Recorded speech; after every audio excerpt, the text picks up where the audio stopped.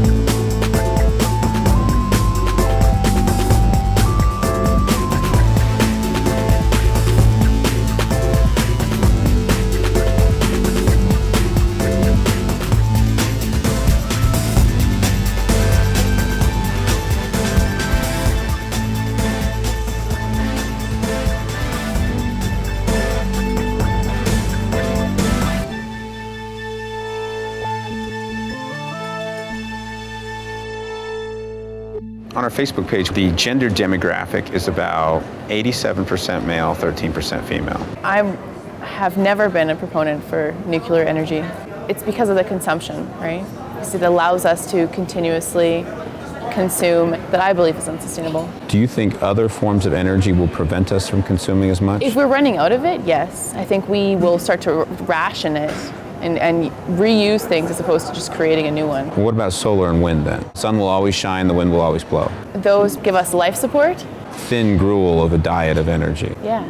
I believe we don't really appreciate what we have, and I only speak for myself. So you intuitively perceive wind and solar as being energy sources that are not on the same par with like oil and gas. In the scope that we are currently using them, and I think that if we amplify the scope of both wind and solar, then we're also going to be looking at larger destruction as well. So you recognize that wind and solar are environmentally invasive forms of energy generation.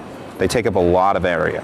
Yeah. In order to prevent unacceptable levels of environmental destruction, limit how much wind and solar we put in. We'll have to use them in different ways, incorporating them within already existing structures. I actually looked at this with my own home about if I covered the house with solar panels, how much would I make? And the problem was it wasn't nearly enough. Their performance went down. Every single time I go on the roof to clean the solar panels, I'll be putting my life at risk. We have roofers. We have people that do that professionally. My brother's a roofer. It's a rough job. That's why a 21-year-old like him was out roofing roofs and making big money because he was putting his life at risk, just like the coal miners. You perceive it as a good thing to constrain energy supply, right? Yeah, I do. Going to a low energy lifestyle will almost certainly correlate to going to a lower quality of life lifestyle. While efficiency is worthy of being pursued and we could probably all knock 25% of our energy consumption out, that's not nearly enough to eliminate the need for fossil fuels. Elizabeth May, she may be saying, and I would probably agree with her, we should pursue more energy efficient lifestyles, absolutely. When you came to debate oil sands, tar sands development in Calgary, you set up sort of an expectation on what would be acceptable. You said certain return on energy efficiency. Some nuclear technologies that I think are quite promising, liquid-fluoride thorium reactor. Our policy is very simple to understand, no nuclear. Is there more nuance demanded there? Concerns about nuclear energy can be addressed with future technologies. Since the Greens have a policy against nuclear energy, would we ever reconsider with some of the new technologies which are being discussed but don't yet exist? I guess the answer is of course. If Greens globally found some reason to reassess nuclear, but you only have a limited amount of money, you want to reduce greenhouse gases, so you want to apply the dollars in ways that reduce greenhouse gases the most while creating the most employment possible for that investment. We waste 60% of all the energy that's used in Canada, and that's because of inefficient building and transportation design. Our infrastructure is designed for cheap and abundant energy, so no surprise, there's lots and lots of waste. What you want to do is improve productivity with which we use energy. When you look through the whole hierarchy of choices and options that we have, and we have a long list of options that work quite well,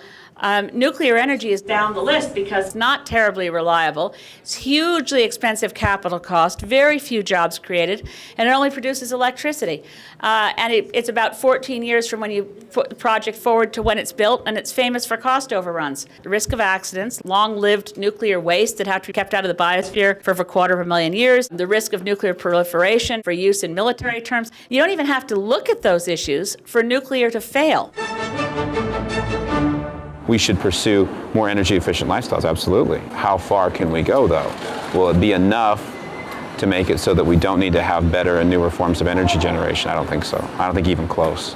and you don't see wind and solar as... We have been trying to put solar and wind online for decades. It is still on the order of about 1% of total energy production in the United States. Wind is quoted in terms of its capacity. Like you'll say, this is a 3 megawatt windmill. If I have a 3,000 megawatt nuclear plant, 1,000 of these windmills are equivalent to one of these. The wind is only blowing about 15% of the time, 1 out of 6.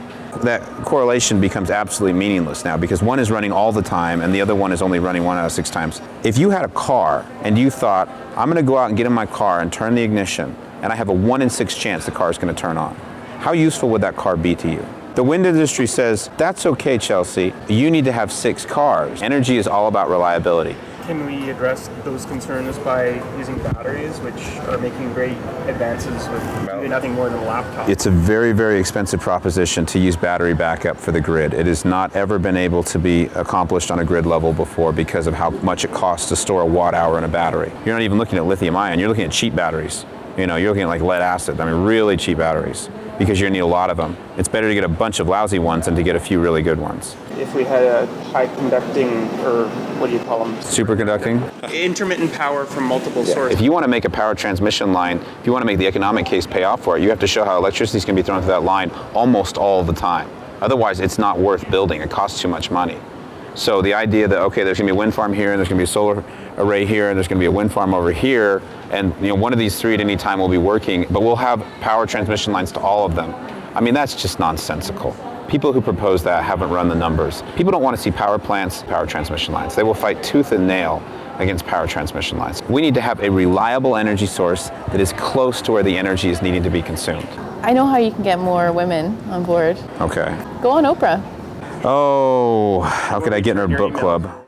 Many of you have been part of a class in nuclear science and the politics surrounding that. Thank you so much for joining me today. Thank you very much, Kiki. I'm glad to be here. You guys are a pretty techie group, right? There was a sign that talked about what hacking was about. There's such a thing as nuclear hacking. I'm very glad to be here with you today and be a part of this discussion. The answer is energy cheaper than from coal. All sorts of things that give us the advantage, and they're all based on energy. Based upon the assumption that we're willing to only sacrifice 160 million people's lives to sea rise, climate change, and so forth, then January 2011, we need to start reducing CO2 emissions by 4% a year. Well, are we doing that?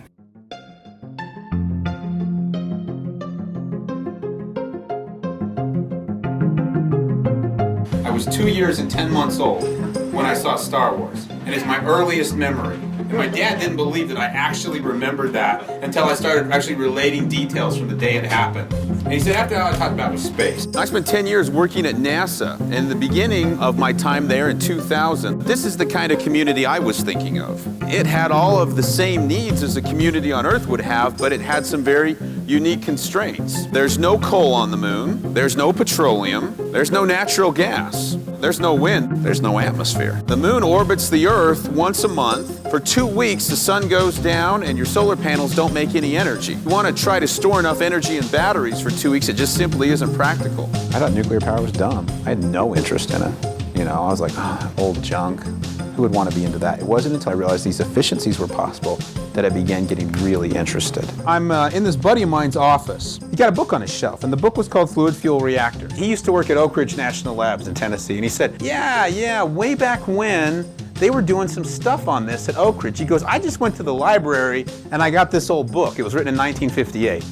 And he said, I've been meaning to look through it. I kind of knew a little bit about it, but not very much. So I took the book home, big old thick book. It was like 1,000 pages, struggling really hard to try to grasp the nuclear concepts in the book. But it was intriguing enough to me, and it seemed really different than the kind of nuclear energy we had now. And they also mentioned in this book a lot about thorium. I was like, dude, what the heck is thorium? But I was intrigued enough that I began researching as much as I could. I was reading online. I was reading blogs, especially Rod Adams. Taxpayers in the United States sent me to sea on submarines. I've lived in an environment that was 100% nuclear powered. It's something that people just don't hear about. Nobody in the world knew that a self-sustained fission chain reaction was even possible up until somewhere around 1938. Very few people understand all the options that are available in nuclear energy. Now with liquid-fluoride thorium reactors, no high-level waste material is generated, and it can also reduce stockpiles of existing waste.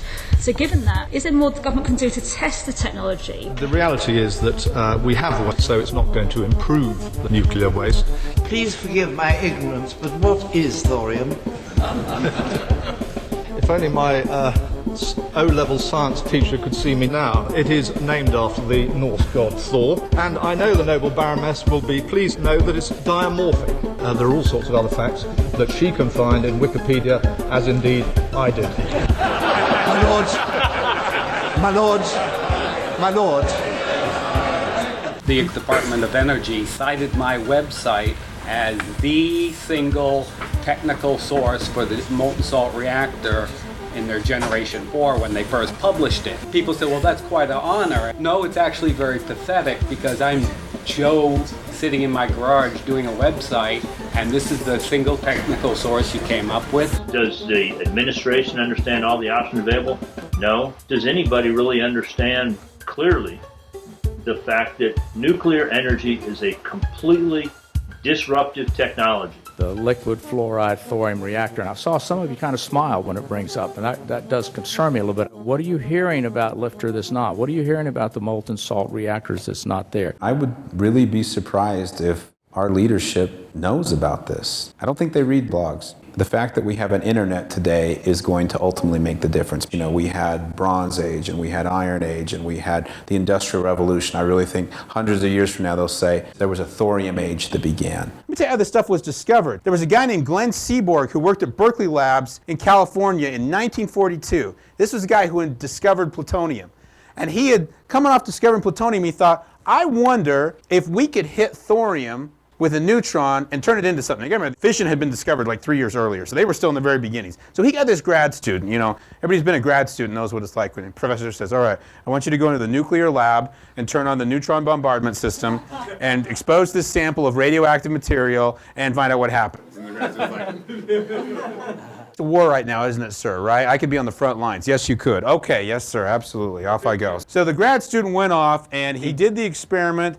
And he came back to Seaborg and he said, yep, I've done it, sir. I have made something new. Thorium did absorb the neutron. It became uranium-233. Isn't that cool? Seaborg said, yes, absolutely. Okay, now let's take the next step. Poor little grad student. I want you to go back, and now I want you to hit it with a neutron and see if it will fission, because I think it'll fission. I think it'll fission just like uranium-235. Okay, yes, sir. Goes off, does the experiment, comes back and says, yep, you were right. It did fission. You're correct. It is a new form of nuclear fuel. Then Seaborg popped the really, really, really important question. He said, now I want you to go figure out how many neutrons came off when it fissioned. Because if that number is below 2, we really don't have a story here. If this number, you come back and say it's like 1.5, then interesting fact goes in the back of the book. But if that number is above 2, then that is a big deal. Goes back, comes back. Sir, the number is 2.5. Seaborg looks at his grad student. This is December 1942, and he said, you've just made a $50 quadrillion discovery. Grad student's like, Seaborg was absolutely right. He had figured out that thorium could serve as an essentially unlimited nuclear fuel. And he knew how abundant thorium was in the crust of the Earth, and he realized that through this process, if you had some uranium-233, you could catalyze the burning of thorium indefinitely. You're fissioning uranium-233, but you're making a new one. So it's not really a catalyst in the true chemical sense that a catalyst is not consumed in a reaction, but you can almost think about it as a pseudo-catalyst. So we'll take it from first principles. Let's talk a little bit about what nuclear fission is. You have fissile nuclei. That means this is a nucleus that if you hit it with a neutron, it's going to fission and split into two pieces, two fission products. And also significantly, this one neutron is going to spawn the formation of 2 or 3 additional neutrons. Why do we care? Well, here's why we care. There we go. Because every kilogram of fissile material will produce as much energy as 13,000 barrels of oil. Nuclear fission is 1,000,000 times more energy dense than a chemical reaction. Civilization has changed over advancements in technology a whole lot more modest than this. When you fission something, it breaks into these two pieces, but they're radioactive. Why are they radioactive? And this is a chart that shows the number of protons in matter and the number of neutrons. Now, if the number of protons and the number of neutrons were the same, all of these isotopes would stay on this nice line right here, you see? But they don't do that. At the beginning, it's a roughly equal number of protons and neutrons, but as they get heavier, they definitely get on the very neutron-rich side of things. So you see these black dots, those are the stable nuclides, and all the other guys are radioactive. The strong nuclear force is holding the nucleus together. The protons are pushing the nucleus apart. Okay, the protons are all positively charged. They want to rip the thing apart. The neutrons are adding more of that strong nuclear force glue, holding everything together, and they're not adding more of the push it apart stuff. Way down here are uranium and thorium, and they have about 1.5 times as many neutrons as protons. When you bust them in half, the two pieces that you get inherit that ratio, but it's the wrong ratio for them. They're over here. They want it to be more like 1.25 instead of 1.5. They have too many neutrons. Nature has a nifty process for fixing this little problem. It's called beta decay. A neutron essentially turns into a proton and it spits out an electron. When you fission a nucleus, why is what you get out radioactive?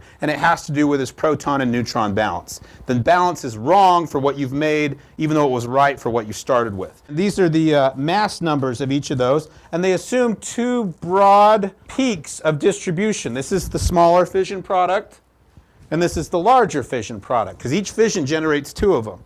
But because they're neutron rich, they have to beta decay a couple of times before they reach a stable nucleus. Let's talk just a moment about radioactivity, because I had an erroneous notion of what radioactivity was. I thought that if you had something that had like a half-life of a day, and you had something that had a half-life of 1,000,000 years, it meant that the dude that was radioactive for a day is like for a day, and then I'm done. And the dude who's half-life for 1,000,000 years is like for 1,000,000 years and then done. Okay, so you go, well, which one of these is more dangerous? Well, definitely the one that's got a half-life of 1,000,000 years, because that's got to be like radioactive forever, and the dude that's radioactive for a day, that's not a big deal, right? Completely wrong. Okay, utterly backwards. The dude who's radioactive for a day is really, really radioactive. The dude who's radioactive for 1,000,000 years is hardly radioactive at all. Which one of those two is more dangerous? The one that's radioactive for a day, by a long shot. Okay, so your radioactivity is directly and inversely proportional to your half-life. So all these guys who have real short half-lives, very, very dangerous. But they're going away real quick. This guy, 2.3 million years, no problem. It's not going to hurt you. It's just not nearly radioactive enough. Now what about thorium and uranium? Both are naturally occurring materials. Thorium has only one isotope, thorium-232. It has a 14 billion year half-life. So when the universe is twice as old as it is now, thorium will have only decayed one half-life. What does that tell you about how radioactive thorium is? Hardly at all. That's why it's still around. Uranium, two isotopes, uranium-235, uranium-238. Both, of course, are radioactive. U-238 has a 5 billion year half-life. That's pretty old. That's how old the Earth is. That's how old the Earth is. That's how old the universe is. Uranium-235, on the other hand, much shorter half-life, 700 million years. Okay, how common is this stuff in the Earth? Most of the Earth's made out of oxygen. Isn't that strange?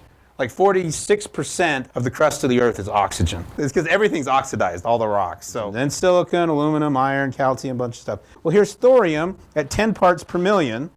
But there's other stuff that we think of that's even less common. Beryllium, tin, tungsten. Here's uranium, 2.5 parts per million. Tungsten, molybdenum, mercury, silver. You know, no surprise, where's gold? That's why girls want you to give it to them. Now let's say we were looking at uranium-235 as if it was its own thing. It's less than 1% of uranium. It's about 0.7% of uranium. You can see that uranium-235 is like on par with the abundance of silver and platinum.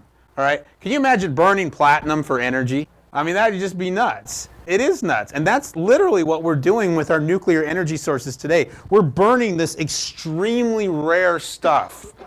And we're not burning the common stuff, the uranium-238 and the thorium. We're leaving that stuff unburned. Some people who are kind of environmentalists, they say, listen, nuclear power is not sustainable, they say to me. We're going to run out of uranium. And I said, okay, I will yield that point to you if we're talking about today's nuclear technology. On the other hand, if we start thinking about some of these other things we can do that story changes. Thorium all by itself is not going to release nuclear energy. But if you hit the thorium with a neutron, the thorium will absorb the neutron and it will turn from thorium-232 into thorium-233. Thorium-233 only has a half-life of like 20 minutes. So is it really radioactive? Oh yeah, it's smoking radioactive. Really, really hot stuff. It's going to decay into protactinium-233, which has a half-life of about a month. Still pretty darn hot stuff. You probably don't want to mess with this stuff either. And then it will decay over about a month to uranium-233, which has a half-life about 160,000 years. Okay, much less radioactive. Uranium-233, if you hit it with a neutron, it will fission. In addition to releasing all that energy, it will release 2 or 3 additional neutrons. So you need one of those neutrons to go find another thorium, and you need another one of those neutrons to find another uranium-233 to continue the reaction. Some of these fission products have a really, really big propensity to eat neutrons. The way they describe this in nuclear reactions is they call it a cross-section. How probable is a reaction going to be? Well, one of those fission products is named xenon-135, and here is its cross-section relative to 2 nuclear fuels. Okay, see these little bitty guys? So imagine we're playing darts or something and throwing them. Which one are we going to hit? When xenon-135 forms from fission, you know, look at all these chains, blah, blah, blah. Where's 135? Ooh. Okay, that's not particularly an uncommon event to form that particular guy. And xenon-135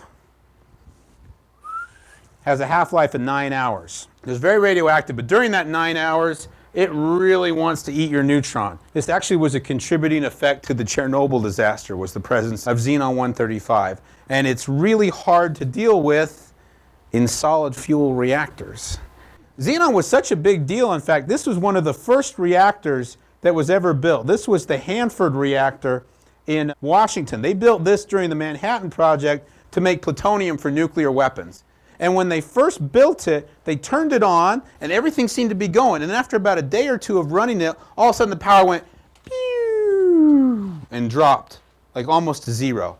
And they were like, what the heck is that? And they couldn't figure it out and they left it alone. And after about 12, 18 hours, all of a sudden it went and it came back up to power again and it held there. And they're like, what? And then pretty soon it goes pew and it drops off again. They're going, this makes no sense. We're not doing anything. The thing's like turning on and it's turning off and it's turning on and it's turning off. Well, what was going on was the reactor would turn on and xenon-135 would begin to build up. And as it built up, it would start eating all those neutrons, right?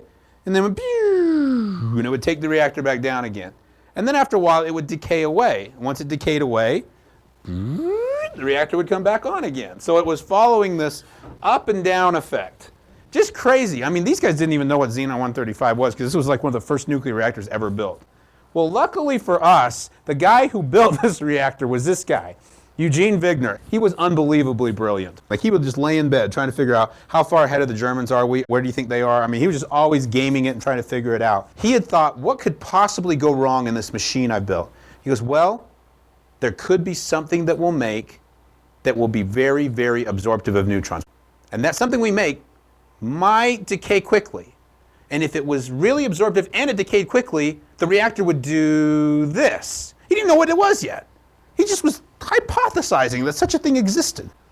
And so when this machine of his started doing this, he goes, I think I know what's going on. There were a bunch of places to put in extra fuel, and he was able to override this effect. I mean, we're really lucky he did this, or we would not have been able to finish the Manhattan Project. So they were able to complete the creation of plutonium in order to make the first nuclear weapon. They took natural uranium and they separated those 2 isotopes, highly enrich it in uranium-235. They take uranium-235 from less than 1% up to like 90+%. And this was really hard. It took big factories, very difficult to do isotopic enrichment. But this is how they made the uranium for the first nuclear weapon used in war. This was the bomb at Hiroshima. It was called Little Boy.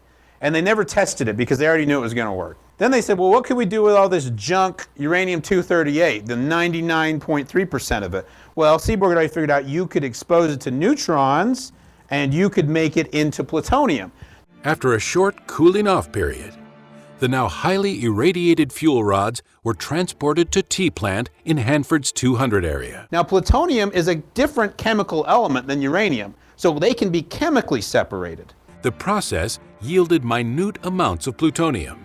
By weight, the most expensive material on the planet. And chemically separating things is like a bazillion times easier than isotopically separating it. Because uranium-235 and uranium-238 are like identical chemically. There's no chemical difference between them. And that's how they made the first nuclear weapon, the Trinity blast in New Mexico, and that's also how they made the Nagasaki bomb, Fat Man. Seaborg says, okay, well maybe we can do the same thing with thorium. Maybe we can expose it to neutrons and we can make it into uranium-233. Uranium will be chemically separable from thorium and we can go make a bomb out of it, right? Sounds great. So they started looking at it, and it turns out no, it's a really bad idea because as you made the uranium-233, you were always making uranium-232. Here's the decay chain that uranium-232 is on. It jumps down, 1 year, 3 days, 55 seconds, 0.16 seconds. And it jumps down to these guys, bismuth-212 and thallium-208. And these two decay products have hard gamma emissions. They put out very, very strong gamma rays.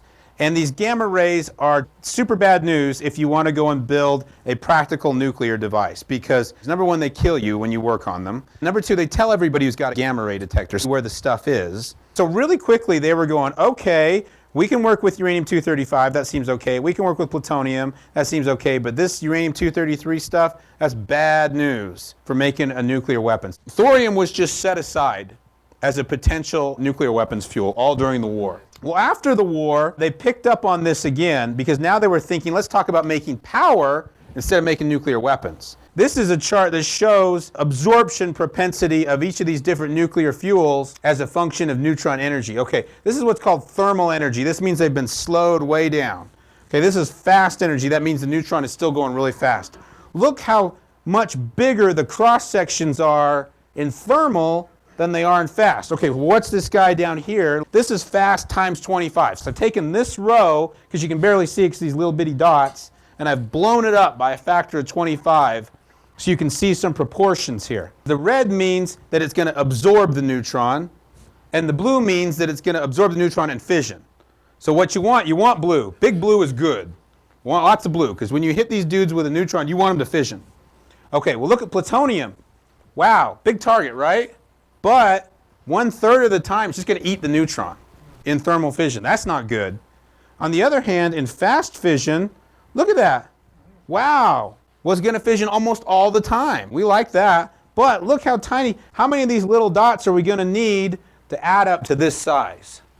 We're going to need a lot. How much energy did the neutron have that you smacked the nuclear fuel with? Okay, how much energy did it have? And then how many neutrons did you kick out when you smacked it through fission? Those little bitty dots, they're up here in this part of the curve. Okay, this is the fast region.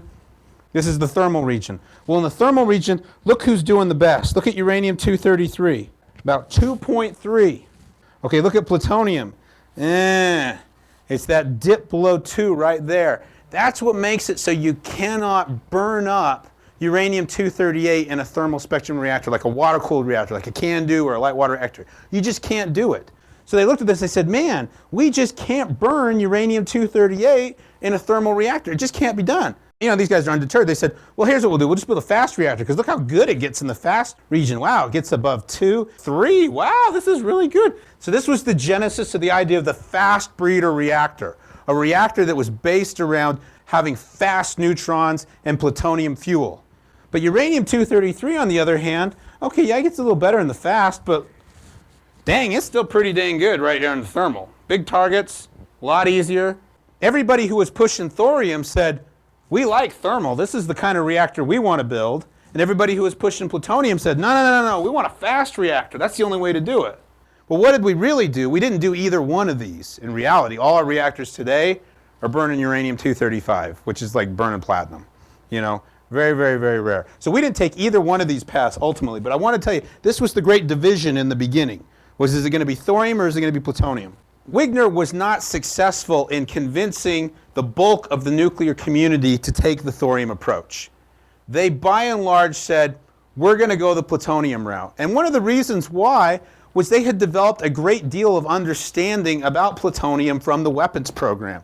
They had made the stuff, they had worked with its chemistry, they'd made fuel out of it. They go, we get this. Thorium, we haven't really messed with thorium. You know, it would be like starting over. So that propensity there was to go and do what you already knew how to do. And the plutonium was so much better developed than the thorium. So Wigner was not terribly successful in making converts in the nuclear community. But he did make one convert, this guy, Alvin Weinberg. He was his student during the Manhattan Project.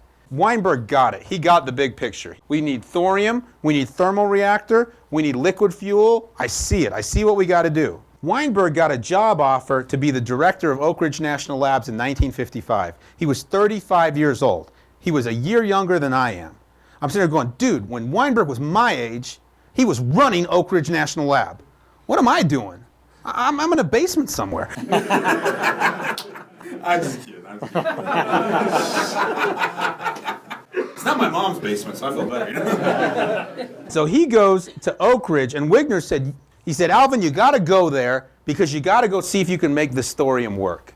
It's that important. And Alvin got it. Here was a quote from his book. He said, until then, I had never quite appreciated the full significance of the breeder. And when he's talking about breeder, he actually means the thorium reactor. But now I became obsessed with the idea that humanity's whole future depended on the breeder. The idea that if you don't go and access the energies of thorium, we're not going to make it. We can't make it on the uranium-235. And one of the first things that happened when he got to Oak Ridge, the Atomic Energy Commission called him up and said, you're done in the reactor business. We're giving all the reactor work to Argonne National Labs in Chicago, and you guys aren't part of the deal anymore. And Argonne National Labs was fully going for the plutonium fast breeder. I mean, that was their whole thing, was to do the plutonium fast breeder. So right off the bat, Weinberg was like, oh my gosh, what are we going to do? Well, about that time, the Air Force said the Navy has built their nuclear submarines, and the Army has come along, and they have taken the same technology as the Navy, the water-cooled reactor, and they're doing their thing. But the Air Force wants to build a nuclear-powered bomber. I mean, does that just sound like crazy? It was just absolutely nuts. Now, Weinberg was a practical man, and he said, nuclear-powered bomber. That is like probably a really, really, really dumb idea. But the military has a lot of money. That the purpose was unattainable, if not foolish, was not so important.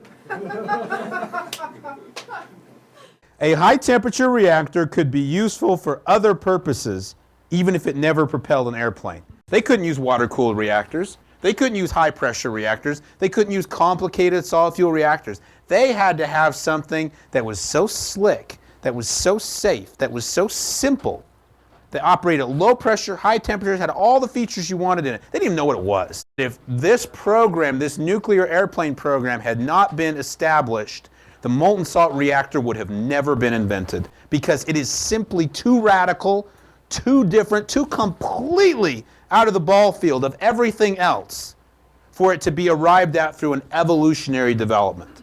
It had to be forced into existence by requirements that were so difficult to achieve, and the nuclear airplane was that. So they began working on this high temperature reactor, and here was their notion. Remember, this was invented before we had ICBMs or anything like this. This was a doomsday weapon. If you're flying this thing to Russia, it's the end of the world. So they didn't even know what kind of reactor this would be, and they began working and came up with the molten salt concept. And they didn't know if it would work, so they built this proof of principle reactor called the aircraft reactor experiment. They circulated the liquid fluoride salt in these tubes. They produced 2.5 megawatts of thermal power. Xenon is a gas. What happens to gases in a liquid? The gaseous fission product, xenon, just came right out of the salt. You know, can you imagine if what happened to poor Wigner in his Washington reactor happened to the dude flying to Russia? He'd be like, "This is your captain speaking. We're going to have to make an emergency landing over Siberia. Xenon level is just getting a little too high in the reactor back there. So we're just going to set down on the tundra here for 9 hours while that old xenon's going to come on down, and we'll be lighting up and taking off shortly." You know, I mean, that's not going to work. And it ran for about 11 days in 1954. It reached the highest temperatures that had ever been achieved by a nuclear reactor up to that point. And proved to them that essentially their notion was correct, that you could sustain nuclear fission reactions inside of salt, that it would operate at high temperature and low pressure, that it was very stable. And the reason why it was so stable was as the salt would heat up, there would be less fissile material in the nuclear reactor core, and so fission became less likely. Conversely, as the salt cooled down, there was more material because the salt was contracting, and fission became more likely. You engineers out there, that's a dynamically stable system. Gets hotter, cools down, gets too cool, heats up. Well, by this time it was about 1960. ICBMs were going great. We'd perfected air-to-air refueling. The Air Force was going, oh man, I don't think we really need that nuclear bomber anymore. And Weinberg petitioned the Atomic Energy Commission in the United States for money, and he got a little bit. He got enough to build a demonstration reactor. It was supposed to be less than 10 megawatts, and they built it. It was called the Molten Salt Reactor Experiment. It ran from 1965 to 1969. It turned out that thorium was a great fit in this reactor. This is what's called a two-fluid molten salt reactor design. What is molten salt reactor in relation to lifter and vice versa? Lifter is a molten salt reactor. All lifters are molten salt reactors, but not all molten salt reactors are lifters. You've got this core fluid, a lithium beryllium salt with uranium tetrafluoride in there. Now what you want to do is you want to move that fuel you've made from the blanket into the core. And here's how you do it. You take a stream of this blanket salt off and you put it in this fluoride volatility column. You hit the salt with fluorine gas. And what will happen is uranium has two kinds of fluorine states it'll be in. There's uranium tetrafluoride, 4 fluoride ions, and then there's uranium hexafluoride, 6 fluoride ions. Uranium hexafluoride is a gas, uranium tetrafluoride is in solution. If you hit it with fluorine, it will start to bubble out of the salt, just like bubbles in your pop. And that's great because this is a neat trick. This is a way to get your uranium product to come out of the blanket and leave everything behind. This wouldn't work if thorium also had this same trick. If thorium would turn into a hexafluoride and a gas, we'd be up the creek. This is one of these little miracles of nature. So you can sit there and pound thorium with fluorine all you want. It's not going to change. It's going to stay in solution. But the uranium will come out as uranium hexafluoride, a gas. Well, now you need to move it into the core salt. So you bring a stream of core salt over here, and you introduce this uranium hexafluoride here, and now you hit it with a little hydrogen gas. The hydrogen will say to UF6, hey man, I want those 2 fluorines a whole lot worse than you do. And, UF6 gets stuck up at the gas station, has to give up 2 fluorines, and drops from UF6 back to UF4. Whoop, it's in solution now. So now you've just refueled your core salt with uranium tetrafluoride. So cool trick, huh? You're continuously refueling your reactor all the time. You're always refueling the core with new uranium-233, and uranium-233 is being consumed, but the neutrons from the fission are making new uranium-233. Okay, well out of the top of this column comes hydrofluoric acid, HF. You send that down to this electrolyzer unit, and you hit it with some electricity, and the HF will split into hydrogen gas and fluorine gas. And guess what? Now you've regenerated your 2 reactants. So your fluorine and your hydrogen are ready for duty again to make this trick work.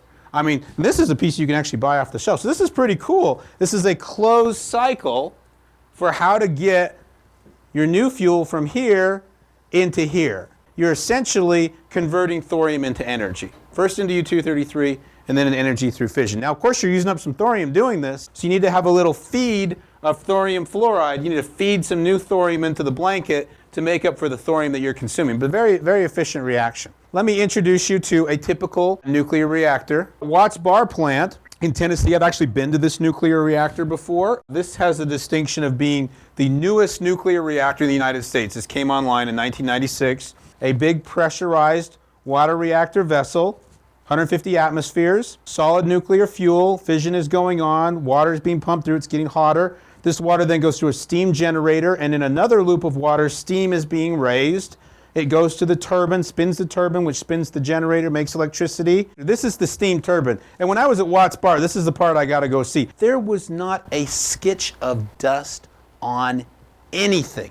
Now, if any of you have ever been to a coal plant and seen the same steam turbine, because they use the same technology to coal plant, it's nothing like this. A coal plant is dirty, it's smelly, it's filthy, and it's dripping. This thing was almost antiseptic in the way it looked. Is there a need for that? I don't know. So I'm standing next to this machine. You can't really see a person. I mean, you're about yay high here, right here. This is this low pressure turbine, and this is turning the shaft that's running this. Now in front of this guy is this little thing called the high pressure turbine, and you can't really see it. It's like a third the size of the generator. The high pressure turbine is making about 2/3 of the torque that's turning the shaft. And the low pressure turbines are making about 1/3 of the torque that's turning the shaft. This little guy is doing almost all the work, and these big guys are hardly doing anything. When the steam goes into the high pressure turbine, it's dense. It's got a lot of energy and a little volume. But then you let it blow down as it goes across the high pressure turbine and it becomes low pressure steam.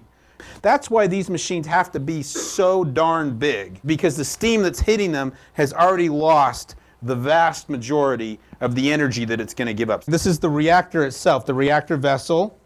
Up here is where all the control rods slide in and out of the core. And then there's these 4 steam generators, as big, if not bigger, than the reactors, and they also have to operate at these very high pressures. There's 4 of them. Look at that. 1, 2, 3, 4, 5, 6, 7, 8. Big pipes. The number one accident people worry about with this kind of reactor is what's called a double-ended pipe break. One of these 8 pipes, for whatever reason, shears. And all of a sudden, pressure is lost in the reactor. That water that's being held water at 300 Celsius by 150 atmospheres of pressure, when you lose pressure, it flashes to steam almost instantly to steam. And when that happens, its volume increases roughly by a factor of 1,000. So what was yay dense is now not so dense anymore. The other thing that happens is steam doesn't take away heat nearly as well as liquid water does from a surface. So all of a sudden your fuel rods are not being cooled nearly as effectively as they were before. Now, fission will stop, because one of the things the water is doing, it's slowing down the neutrons. So without the water, the fission reaction stops. You don't have to put control rods in or anything. The reactors, it will turn off immediately, but it will still be generating heat from those fission products. Here's what will happen. If you have a double-ended pipe break, you get this entire containment vessel filled with water. Now, I don't want to tell you all this because I'm trying to focus on negative situations here. I'm telling you this because this is what drives the design of this building. This building is the size it is, and it's the way it is, precisely to accommodate this event. They've designed this reactor so if this happens, all the steam is captured in this building and doesn't get out. Look at the size of the reactor. Look at the size of the containment building. It's huge. It's much, much, much bigger than the reactor, and that's all driven by that 1,000-to-1 difference in the density between steam and liquid water. Now, if this happens, you have to figure out a way to get water back on the fuel rods to cool them. So they have a series of emergency systems in this reactor, and they operate at all different stages of pressure. So the idea is if you're still at high pressure and you got to get water in there, we got a system for that. If you've lost some of your pressure and you got to get water in there, we got a system for that. If you've lost all your pressure and we got to get water in there, we got a system for that. So there's a lot of systems, and then there's backups to those systems. And it's all driven by this high pressure and by the use of water. Yes, sir. Is the control rod missile shield to keep the control rods from punching a hole through the roof if the steam explosion breaches the reactor chamber? Precisely. Here's the control rod drive mechanism. Here's the rods. If you breach this part, let's say the welding fails, and this thing goes boom and out shoots the control rods, well, that's there to keep them from doing bad things like punching a hole in the top. And that actually did happen one time. Now, that was an Army reactor, and it did not have a containment building. One poor guy got impaled to the ceiling by a control rod. So, It's got to be the coolest way to die. that was a real bad day. He didn't get impaled, the radiation was going to get him. A pinhole camera spotted several locations and sources of high gamma radiation activity outside the reactor vessel, presumably from reactor components blown from the core by the force of the 500 psi explosion. The reactor vessel is about 9-inch thick steel. And when you got 9-inch thick steel and it has to be nuclear grade and it has to be perfect, you can't go and weld 9-inch thick steel. So they don't make it that way. They forge it in one piece. Not a lot of people have the capability to build a 10-meter diameter, 20-meter long, single piece, 9-inch thick forging. In fact, there's exactly one place in the world you can build this. It's a place called Japan Steel Works in Japan. It's a limiting factor if you say, I want to build lots and lots of nuclear reactors. Either you're going to build a new heavy forging, which is really just for this task, or you're going to wait a long time to get your reactor in line to go do this. Let me diss on water a few more times. Here's why water is not such a great thing for the inside of a nuclear reactor. Number one, it can't hack the temperature. We already talked about that. Number two, it's a covalently bonded substance. The oxygen has a covalent bond with 2 hydrogens. Well, neither one of those bonds is strong enough to survive getting smacked around by a gamma or a neutron. They're just going too fast. And sure enough, they knock the hydrogens clean off. Now, in a water-cooled reactor, you have a system called a recombiner that will take the hydrogen gas and the oxygen gas that is always being created from the nuclear reaction and put them back together, because chemically they'd much rather be water than being hydrogen and oxygen. It's a great system as long as it's operating and the system is pumping. Well, at Fukushima Daiichi, the problem was the pumping power stopped. And when the pumping power stopped, water was still getting busted apart. And hydrogen's real light. Even though it wants to get with oxygen again, it will dissociate fairly quickly. And the hydrogen will sit at the top of the vessel, and the oxygen will sit in a layer below it, and then there's the water. The designers of that particular reactor had intentionally designed it so that you would vent the hydrogen outside of the containment building. This has always been kind of controversial. They ducted the hydrogen up to the upper decks of the reactor, which were outside of the containment. There's just kind of a sparse steel frame structure up there. And 1, 2, 3, we saw it happen on the news. First one filled with hydrogen, got to a certain point, boom. The news said, oh, we had a nuclear explosion. I'm like, no, we didn't. It wasn't a nuclear explosion. It was a hydrogen gas explosion. And it didn't burst the containment. I mean, I don't want to diminish it too much, but it was not nearly as scary as it sounded. And it happened 1, 2, 3. The tsunami hit about an hour after the reactors were shut down. So fission was long gone by the time the tsunami came along, but the reactors were still managing decay heat. The tsunami came and destroyed the diesel generators, but they still had batteries. And those batteries ran for about 8 hours. That 8 hours was the most important time of all. If you had to pick 8 hours to make sure that the pumps were still working, those first 8 hours were the most important time. So by the time the batteries ran dry and the pumps stopped, the reactor had gotten past the worst part of its decay heat come down. But it was still going on. Decay heat doesn't turn off, and it continues even in spent fuel. That decay heat continued to build. Heat was not being removed from the reactor. Why weren't they using the power from the reactor to run the pumps? Because the reactor had been turned off. It shows if you do stupid designs, something bad will happen even after 40 years. A friend of mine was GE's first nuclear safety engineer, and he worked on the Fukushima plant, and they would have meetings with the TEPCO officials and engineers, and they would all nod their heads in long meetings and say, oh yeah, we'll do this, we'll do that. And then they go off after the meeting and do whatever they wanted. That's why you had a 15-foot seawall with a 45-foot wave coming over, and diesel generators and fuel in the basement. It has nothing to do with nuclear power. It has to do with bad management. And you wouldn't even design a simple factory the way that was designed. I'm sure you can talk to the Japanese representative here about TEPCO's management getting kicked out years ago for fraud and other things. I mean, they've had a history. Okay, let me talk about today's nuclear fuel, because that is common to both boiling water reactors, pressurized water reactors, and CANDUs. This is a handful of these uranium oxide fuel pellets. The guy's got gloves on, and it's easy to think, oh, he's got gloves on to protect him from the uranium oxide. But now that I've taught you about the true nature of radioactivity, you might go, Kirk, I'm not so sure that stuff's so dangerous after all. And you would be correct. He's not protecting himself from the uranium, he's protecting the uranium from himself. That stuff has to stay super pure and super clean, and you don't want to get any of your oils or grease or sweat on nuclear fuel that's going to go inside a fuel rod. So that's what the gloves are for. So they take these fuel pellets and they slide them down these zirconium tubes, and they actually will segregate the pellets along the length of the fuel assembly according to enrichment. They'll put the most enriched ones in the middle, and then they'll kind of decrease the enrichment along the length of the fuel assemblies. It's really expensive to fabricate solid fuel. Back in the day, their business model for how to make a nuclear reactor was sometimes referred to as a razor blades business model. In other words, sell these reactors to utilities pretty much at cost in order to lock them in to a long-term fuel supply contract. It was good money for them, because once somebody's bought your reactor, they're going to buy your Westinghouse 17 by 17 array fuel. They're not going to go, hey, gee, what kind of deal can you give me on this? Like, dude, you don't have my reactor. You're working with that guy. You know, I mean, there's no market out there. Once you build the reactor, you're using his fuel. If he decides to change the price on you, well, that's tough. Here's the reactor. It's got its lid off, and then they'll fill the whole thing up to a level with water. So they make the whole thing into like a swimming pool. Fill this whole thing up with water, because the water is radiation shielding.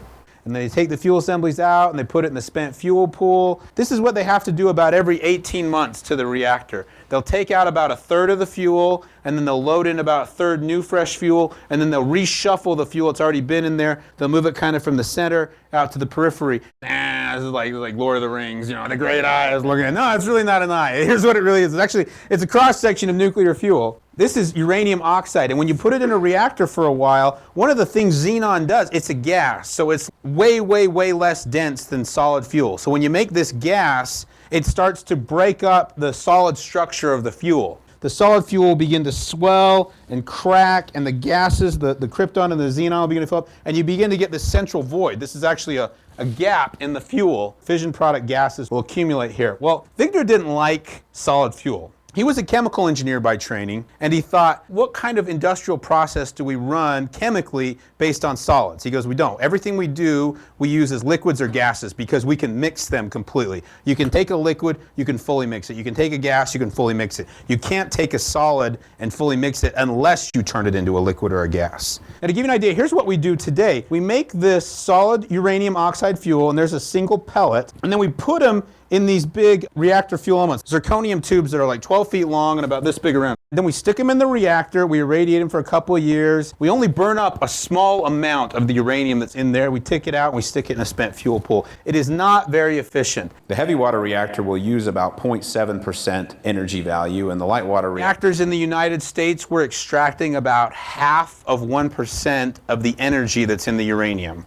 You can imagine going to your boss saying, I developed a new system. Well, how efficient is it? It's less than 1%. Excuse me, what did you build?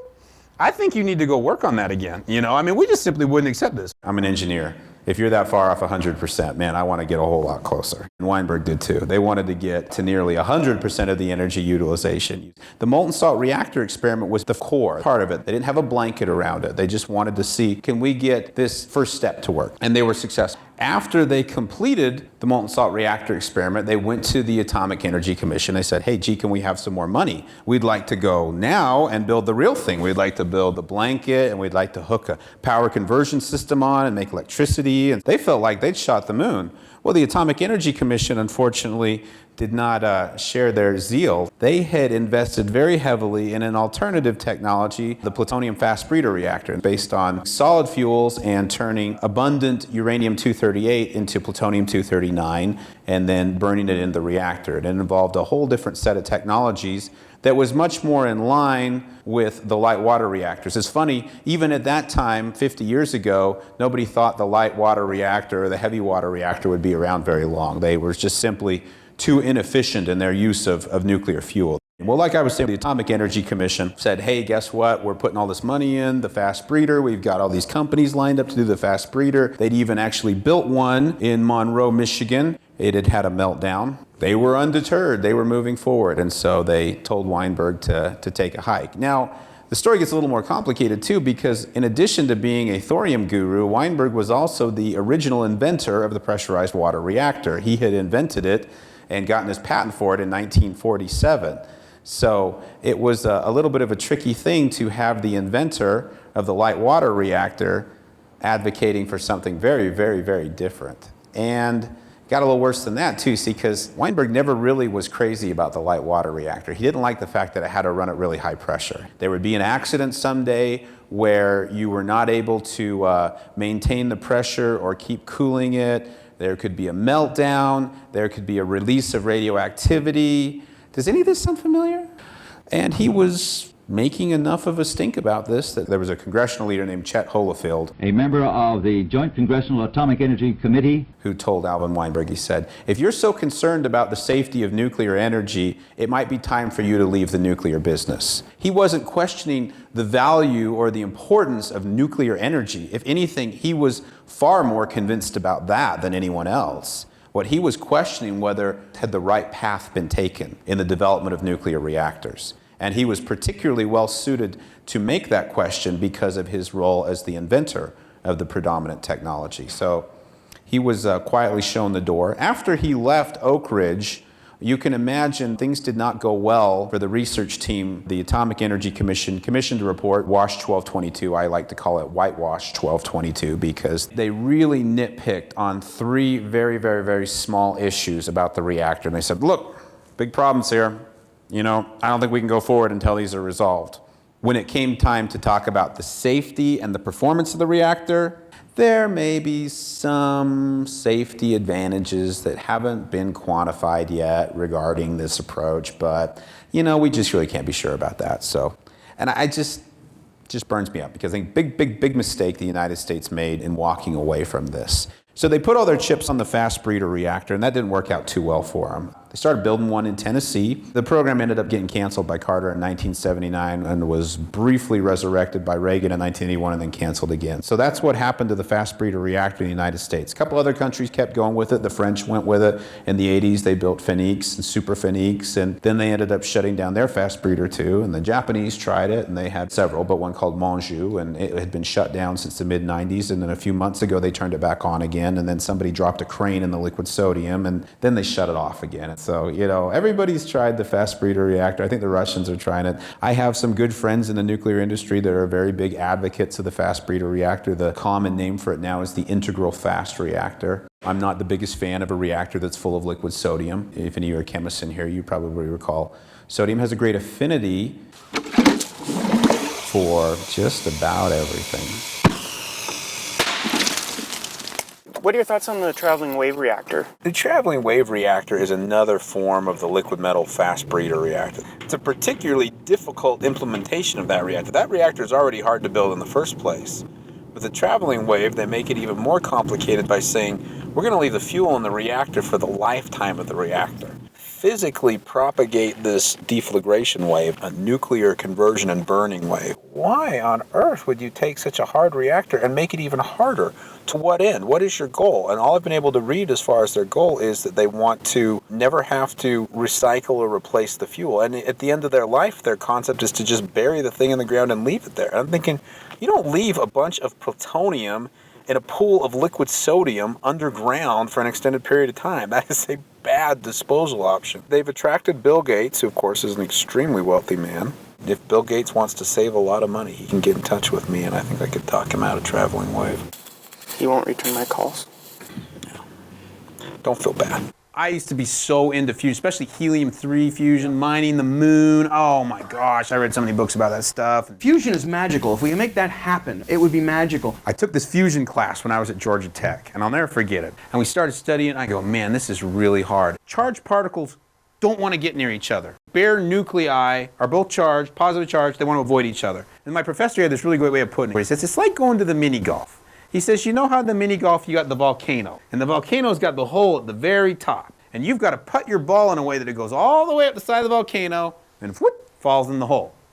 He goes, okay, that's like fusion. The ball is like a nucleus, and the volcano is the scattering effect. So anytime you want to have a nucleus go to another nucleus, it scatters. It rolls up the mountain and it rolls down the side, or it rolls up here and rolls down. And only when you just perfectly get it on the right angle does it go in the volcano. Now the problem with fusion, he goes, you can't steer the ball. You have to have enough temperature so that it can make it all the way up the side of the volcano and fall in. And then you have to have enough balls, because you can't steer them, that they're there at the mini golf park. That's density. And then because they're flying all over the place, you got to make sure there's a fence around the mini golf park so they don't get away. That's confinement. So he said, those are your three things: density, temperature, and confinement to make fusion happen. I said, dude, that's really hard. So I came up with another analogy. I said, so I guess fission would be like the mini golf park, except now the volcano is flush. The hole is about this big around. The balls are going slow, and every time the ball goes in the hole, 2 more balls come out. And he goes, yeah, that's pretty good. And I've looked at focus fusion, I've looked at steam piston fusion, I've looked at D-helium-3 and P-boron and all these other kind of things, and I'm still going, I'm just not buying it yet. You're saying the business case isn't there. That's what you're saying. It's just so darn hard. I mean, a fusion reactor is a big vacuum tube at 10 keV, which is like 15 trillion degrees. And then inside this is superconducting magnets that are held in liquid helium.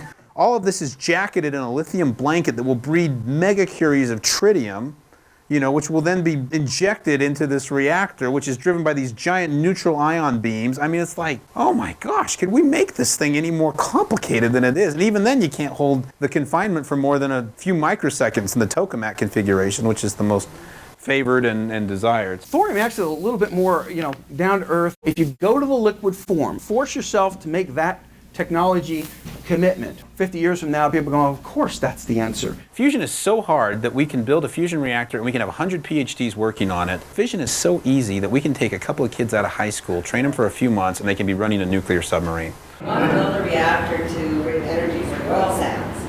This would be the perfect opportunity. Well, if we have a reactor like this, do we need the oil sands?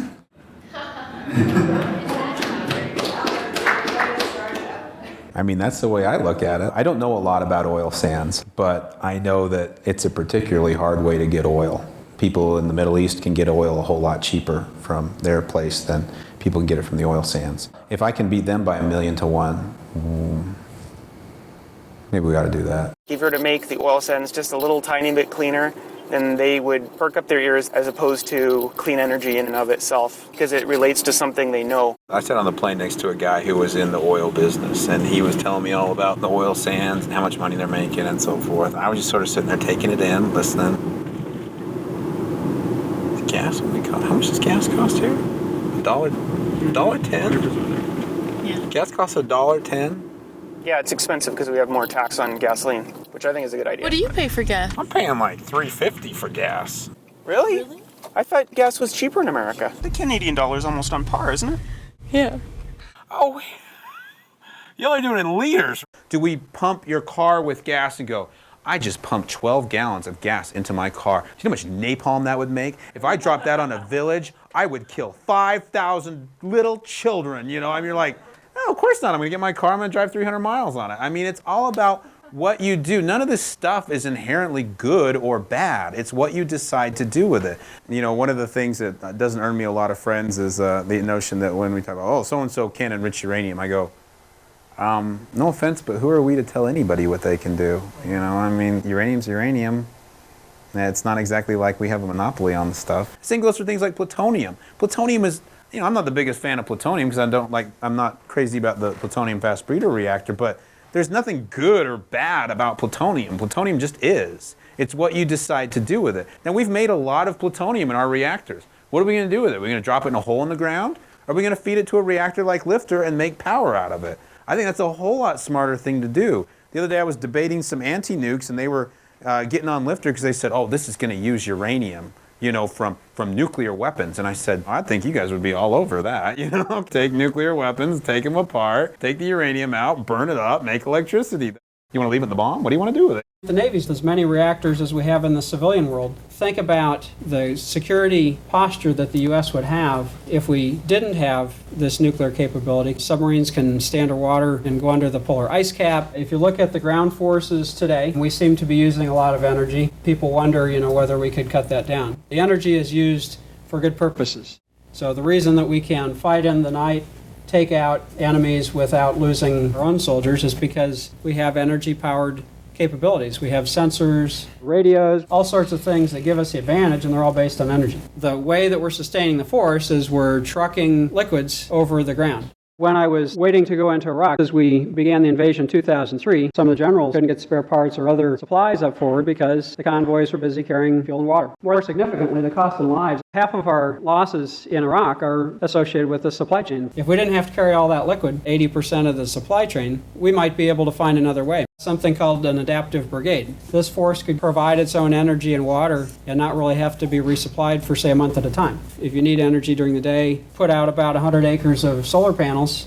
If you have a threat out there, that might not work too well because you have to secure the whole perimeter, and so now all your soldiers spend their time patrolling the 100-acre solar farm. What if we had a reactor that was so safe and simple and economical that you could take it out on the battlefield and use it, and then when you leave it for the host nation and they run it? Prosperity is related to energy. If we can bring people to about 2,000 kilowatt hours per year of electrical energy, they have a chance at achieving prosperity. Now, of course, prosperity depends upon the rule of law, good government, property rights, education. But electric power for heat, light, transportation, safety, and so on is a critical element of prosperity today. Developing countries know this. Energy and coal use is growing rapidly in all the developing countries. They want to achieve that level of prosperity, and they're being supported by Peabody Coal. The National Academy of Sciences said that every freshwater fish in the United States of America now has dangerous levels of mercury in its flesh, and that mercury is coming from coal-burning power plants. My levels of mercury came back 10 times what EPA considers safe. I was told by Dr. David Carpenter, who's the National Authority on Mercury, toxicity that a woman with my levels of mercury in her blood would have children with cognitive impairment, with permanent brain damage. I said to him, you mean she might have? And he said, no, the science is very clear right now. Her children have some level of permanent neurological impairment. Probably he estimated a permanent IQ loss in those kids of 5 to 7 points. There are now 640,000 children born in this country every year who've been exposed to dangerous levels of mercury in their mother's wombs. Ozone and particulates from coal-burning power plants kill 60,000 Americans a year. 1 million asthma attacks, 1 million lost workdays every year. You know, that's part of the cost of coal that they don't tell you about when they say, oh, it's only, 10 cents a kilowatt hour.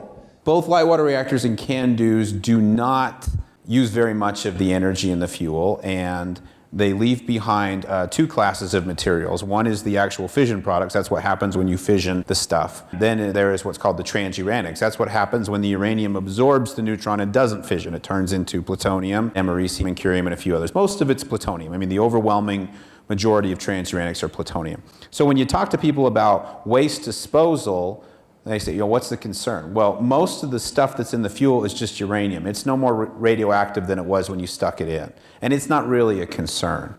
And the fission products, they are very radioactive when they're created, but they decay rather quickly. They don't really have long-term radioactivity. They just decay too fast is the deal. There are a few of them that have very long half-lives, but that means their radioactivity levels are extremely low and they just don't really pose a hazard. The real challenge with spent fuel management is the presence of those transuranics, plutonium, americium, curium, because they have moderate half-lives and they have complicated decay chains. When you're looking at like a Yucca Mountain or a disposal site, you go, what are we going to do with that? Well, the basic advantage of LFTR over that approach is we don't form those transuranics. We burn up essentially all of the fuel in this process because we don't remove fuel from the reactor until it's a fission product. General idea is you don't want uranium or thorium or anything else to end up in your waste stream, and that's a pretty straightforward proposition in this fluid-fueled reactor. So our waste story is a lot different. You can also then turn around and go back and take some of the waste that's already been created in our uranium-fueled reactors and potentially destroy those long-lived transuranics through fission. Waiting them out to decay is a very slow process. Plutonium-239, for instance, has a 24,000-year half-life, so that's a long time you're going to be waiting for that to decay. On the other hand, you can fission it, and then those fission products will decay very rapidly, and you also get an energy release and a neutron release, both of which are good.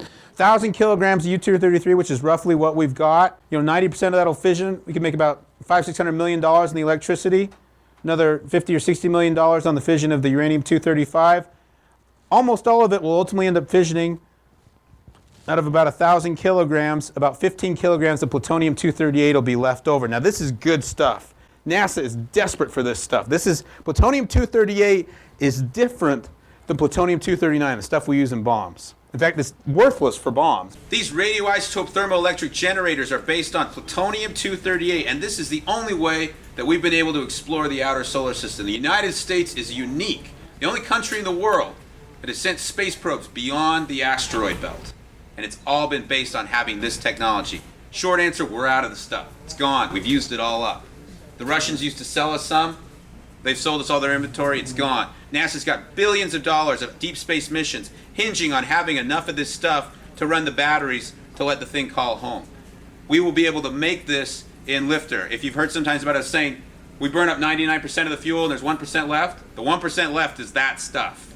And it's worth almost as much as the stuff we burn up. In addition, it would make medical molybdenum-99. We are about to shut down the one reactor in Canada that is making molybdenum-99 for medical purposes in 2015. There are hundreds of thousands of patients that will not be able to get their molybdenum-99 that they need for diagnostic procedures when that happens. We can make molybdenum-99 just in normal course of operation, and we can remove it very easily. There's 4 natural decay chains of alpha-emitting radioisotopes. One starts with U-238, U-235, Thorium-232, and then there's one that's extinct because it has no long-lived precursors on it. It was there in the supernova billions of years ago. It's gone now. It's on the U-233 decay chain. There is a special product on there, bismuth-213, that could be a smart bomb against cancer. They attach the bismuth-213 to an antibody. Now that bismuth only has a half-life of 45 minutes, so it's very radioactive and it's going away quickly. But in that time, that antibody can go and find a cancer cell, the bismuth decays, an alpha particle goes through the cell and it kills the cancer cell. The radiation techniques we use in cancer therapy today, they're all based on beta-emitting isotopes, not on alpha-emitting isotopes. They have a big kill radius, they're not very directable. It's okay, but it's really not a smart bomb. Alpha-emitting isotopes are really rare. It's hard to get them. It's hard to get the right kind, the right chemical one that will lock onto the right thing that's close enough to being stable that even after it decays, it doesn't just decay 10 more times in the body. Bismuth-213 is one decay away from being done. And it's especially good against dispersed cancers like leukemia, cancer of the blood. Not tumorous cancers where there's a big hard lump that you can go in and cut out with surgery. Stuff that's hard to get to, pancreatic cancer. You get pancreatic cancer, you're probably looking at a death sentence. You know, that's how bad it is. Here's the problem. Bismuth-213 is unique in this capability. And bismuth-213 can only be generated from the decay of uranium-233. I sometimes even lay in bed thinking, you know, if my kid had leukemia, how hard would I be working on getting this therapy ready for them to save lives? And if it's that important, why aren't I going full bore on it right now? How much did it cost to build? What's your ballpark figure? Like, is this Home Depot stuff or? No. No. I think a first unit, which is probably going to be on the order of, 20, 30 megawatts electric, we're looking at several $100 million to develop that. But then taking the step beyond that to a utility class scale reactor, probably another several $100 million. I mean, you're probably looking at $1 billion to bring this up to utility class. But when you consider what it's going to do, that's really not all that much right now. A lot of it is the engineering, and then the regulation is a huge question mark. It's actually not a lot of money, in a sense. I've learned it's not about the number, it's about the uncertainty on the number. You can go to an investment bank right now and you can say, I want to build an oil drilling platform and it's going to cost $12 billion. And they will write you a check for that because you can go and say, I've built 50 of these platforms before, here's about where the price came out. It's going to go in this area, which is producing right now this much oil. It's going to be out here. It's going to take us this long to recover this much oil based on how we've done it the other 50 times. And then go, there's not a lot of uncertainty in doing this. You start by not making the full lifter, but making like a little piece. Take some of these byproducts and use that money, get that little first stage that starts making it. Are you sure we don't have the Ethernet jack plugged in the back of our heads? Maybe we're doing wireless here. I don't think, Could you repeat the question? So that's where you're going. Sorry, this question's not covered by an NDA.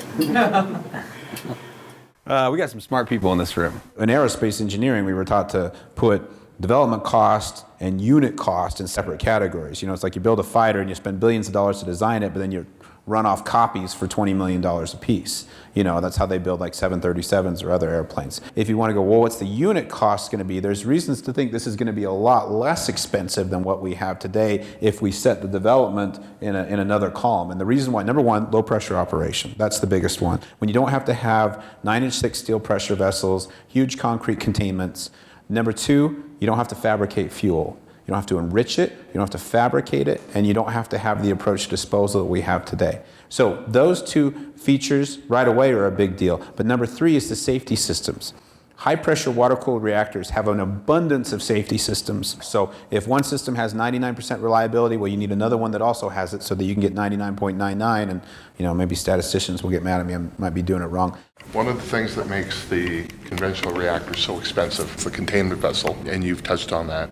The other is all the security apparatus around the maintaining of the fissile material so it doesn't get diverted for military purposes. I've scratched my head about that with existing reactors because our reactors, at least in the United States, don't use highly enriched uranium. But that's one of the fears, and that's one of the security reasons around it, whether it's real or not. Yeah, I guess I would have to challenge whether it's real or not. It wasn't that many years ago that we were able to show parties of visitors around the site and actually show them what good condition the site is in and how safe it is. It's only since 9/11 that we've had to stop inviting visitors. We've always had a very open policy, very keen to show people how good we are at what we do and how safe the plant is. It's very difficult to convince yourself that things are safe because you can't see what's going on. Even the plutonium inside the reactors is what's called reactor-grade plutonium, which isn't suitable. Try going to any facility in North America now. I mean, there's SWAT teams. I've toured a nuclear power plant, and yeah, we really got the working over. We went in there. I'm not exactly sure what the basis of that was, where they were worried about theft of fissile material. That'd be pretty hard. I'd have to go and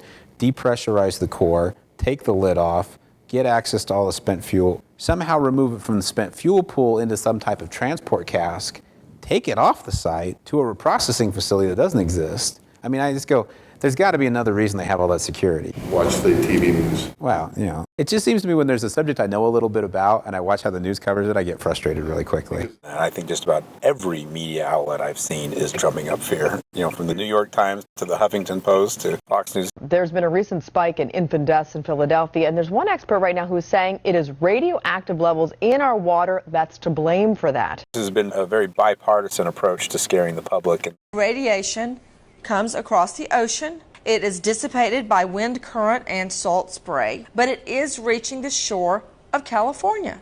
There's radiation all over the place every single day, but you're talking the damaging radiation. That's the thing we're most concerned about, and even in Chernobyl that didn't get to the United States in damaging amounts. How is it going to do Bernie? From your mouth to God's ear. Our media is not built around effectively and accurately disseminating information to the public. Our media is built around... Thank you. Our media is built around putting your eyeballs on their print or their website and keeping them there. And the best way to keep them there is to scare you to death. Only 24 hours after the most horrendous, tragic, gargantuan natural disaster of an earthquake followed by this tsunami, the only story in town was about Fukushima. As an engineer, we are taught that our responsibility is to accurately and effectively communicate and disseminate information both to other engineers and to the public at large. So an engineer gets on TV and they say, "What's going to happen, Dr. So-and-so?" And he goes, "Well, there's a possibility, several things that could happen. A very low probability event is that this might happen, but it's much more likely that..." Well, wait, let's get back to that low probability event. Now, in that low probability event, what could happen? You know, I guess it's possible that, but this is really unlikely. I mean, the wind would have to blow this way. And so, well, let's go that way. Poor engineer, he's thinking we're at 10 to the minus 12 now or something like that, you know? And they're going, does Godzilla form? Well, you know, a double-ended DNA break, I suppose, in the right gene could actually trigger a increased growth rate of hormone, which could lead to mild gigantism. They only wanted to know about the risks from the nuclear incident, and what they particularly wanted to know, and asked many times, is what is the worst case scenario? Godzilla is coming tomorrow, you know, and you're just like, oh man, we're at like 10 to the minus 32 at this point. You know, the proton's going to decay before this happens, you know. You already had a terrible scare story. It wasn't as if we were asking them to cover the good news, not the bad news. There was plenty of bad news. I had a friend of mine, she and her husband are diplomats in China, and she wrote me as breathlessly as you can in an email, and she said, "Kirk, are we going to be okay? I'm in China. Are we going to be all right?" I said, "Don't worry. The iodine-131 would have to blow all the way around the world and come back around to get you in China, and there wouldn't be enough of it, and it's got an 8-day half-life, so it would have decayed to nothing right about here, you know, blah, blah. But I mean, she was scared to death, and this is a smart girl. Now, the Science Media Centre's job was to line up people who know about radiation, who know about its effects on humans, and without exception, they said from the beginning, this is a very, very serious incident. But in terms of it being a threat, even to people in Tokyo, never mind to people in Glasgow, they were expressing time after time, apart from the people in the exclusion zone, that this threat was very, very, very, very small. And indeed, they still feel is very small. Nuclear experts have a vested interest in playing down a nuclear incident. We had journalists coming to us and saying, my editor has said to me, "Oh, what are the apologists saying today?" Because we were running almost daily press briefings with different experts, and I mean really different experts. None of them actually worked for industry, as it happened. But yeah, there was this idea that they would say that, wouldn't they? These leading scientists, you know, who publish in peer-reviewed journals, who work for very respected scientific institutions, are playing down an incident because they support the nuclear industry. That is quite a charge. I was just reading this morning an article saying there detected radioactivity in milk. And I thought, of course they detected radioactivity in milk. All milk is radioactive. Two of them said, Fiona, our editors think there is something uniquely terrifying about radiation. There is something unique to that word that has the capacity to really terrify people. What a strange set of news values, that what justifies the amount of coverage is what your editors feel terrifies people. What they really meant to say was there was a particular radioisotope they found in the milk that came from the Japanese nuclear plant. The article, of course, didn't mention that, which would make people think, uh-oh, my milk has gone from zero radioactivity to some radioactivity, which must be bad, and I must be in real trouble now. The way this was covered was wrong. I feel confident in saying that because of how many journalists felt uneasy about this. I mean, I know of journalists who were taken off this story because what they were writing was too measured, and that is in a really significant major newsroom in this country. In terms of the public's perception of risk, things that might be true because I read them on the internet. Neil deGrasse Tyson tweeted today, the causes of death worldwide in March 2011, starvation, 3 million. Neil deGrasse Tyson, big fan of his. We've needed somebody like Neil deGrasse Tyson ever since Carl Sagan died. But yeah, what's the first one on his list? Starvation. Okay, so starvation, 3 million, malaria, 250,000, car crashes, 100,000, quakes and tsunamis, 28,000. Body count on nuclear power deaths is what? Low? Civilian nuclear power in the United States hasn't killed anyone. Body count would be 0. So when 3 Mile Island releases some radiation, I mean, you'd want to incorporate statistical likelihood of someone getting thyroid cancer and no, because in the number? Even the statistical likelihood is a theory that is not based on facts. It's called the linear no threshold hypothesis. And it's not based on epidemiological data. It's based on the assumption that radiation will harm you at whatever degree to whatever degree you're exposed. I thought that was established, actually. No, I thought there was some, it's established. I've heard that there's it's no established such thing as in policy. radiation. That's where that no such thing as safe radiation, that comes from the linear no threshold hypothesis. It is established in regulation, yet there is no epidemiological data to back that up. There is no study that says we have taken a cohort of people and we've exposed them to 1% more radiation than normally would get, and we've seen 1% more cancer. In fact, there are many places in the world where background levels of radiation are substantially higher. If the linear no threshold hypothesis was in fact true, or even approaching truth, you would see statistically significantly higher levels of cancer in those populations, those cohorts. But what happens? Not only is there not higher levels of cancer, there are actually suppressed levels of cancer, which leads to a theory that does have substantiation in the data, and that's called hormesis. Hormesis is simply a little bit is good for you. And radiation appears to be one of these things where a little bit more is actually good for you and suppresses your development of cancer. You might say, well, why would a little bit of radiation be good for me? When you go and exercise, you damage your muscles, but your body rebuilds them and rebuilds them stronger than they were before. Radiation stimulates cellular damage, but it also stimulates the body's repair mechanisms. If hormesis became policy instead of linear no threshold, we would have an incredibly different approach to radiation. Okay. In fact, in some ways, we actually do accept hormesis when it comes to natural radiation, but we don't accept it when it comes to artificial radiation. The reality is there's no difference between the two. We have a 3-year environmental assessment process in Canada to build a nuclear reactor, and we have a weekend to produce a coal plant. Coal and gas plants are able to release radioactive materials to the environment in much greater amounts than a nuclear plant would ever possibly be allowed to, because they are considered what's called NORM, naturally occurring radioactive materials. For instance, when you go frack a shale and you pull gas out, a lot of radon comes out with that too. You burn the gas, that radon's being released. Nobody counts that radon against the gas. If they did, the Regulatory Commission would shut the gas plant down. Same with coal. Coal contains small amounts of uranium and thorium. They go up the stack, they're dispersed. Why they can't tell you how much waste they produce. Yeah, and they've spent a lot of money to make sure that regulatory agencies do not regulate NORM for a coal or a gas plant the way they regulate radioactive emissions from a nuclear plant. If they did, we would be shutting down all our coal and gas plants based on radioactivity alone. Even if linear no threshold was actually true, let's say for a minute it was true, this was the reality of the world, you would still be much better off establishing an entire world powered by nuclear power. And the reason why is because of the radioactive releases from coal. You would want to shut down coal so you could have nuclear, because coal releases more radiation than nuclear by several orders of magnitude. The notion there's no safe amount of radiation, that is not a substantiated or even an accurate statement.